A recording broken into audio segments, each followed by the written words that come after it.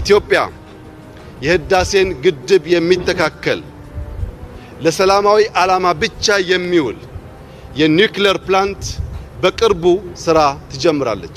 የኒውክሌር ኃይል ደግሞ ተጨማሪ ኃይል የሚሰጥ ነው። የህዳሴ ግድቡን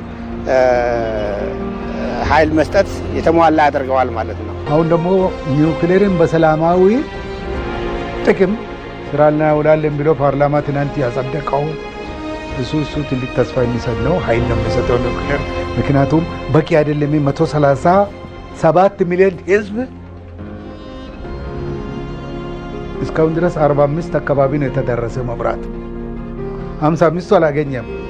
ከዚህ ቀጥሎ ደግሞ የጋዝ ምርት አለ። እንግዲህ የወጣው ምርት አለ። ከወጣው ምርት 3-4 እጥፍ የሚሆን ሌላ ተጨማሪ ጋዝ እንዲወጣ ደግሞ ፕሮጀክት ተጀምሯል።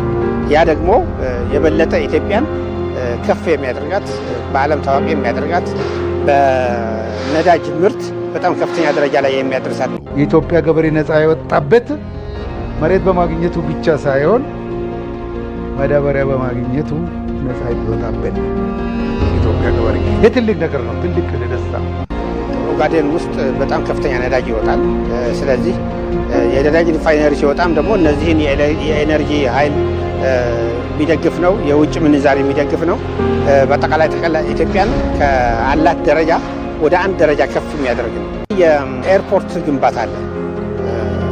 እንግዲህ ይሄ በጣም ወደ 10 ቢሊዮን ዶላር ይፈጃል ይባላል እና ይሄ ደግሞ ያለውን ከአፍሪካ ያለውን ኮኔክቲቪቲ ከዓለም ጋር ያለውን ኮኔክቲቪቲ የሚያሳድግ ኢትዮጵያ ከበለጸጉትና ካልበለጸጉት ሀገራት ጋር ያላት ግንኙነት በጣም በከፍተኛ ደረጃ የሚያዳብር ከፍተኛ ፕሮጀክት ነው እና ይሄም እንደራሱ አንዱ ትሩፋት ነው። እነዚህ 7 የጉባ ትሩፋቶች ኢትዮጵያ በቀጠናው ብሎም በዓለም የሚኖራትን አቅም በብርቱ የሚያደረጅ ስለመሆኑ ይገለጻል።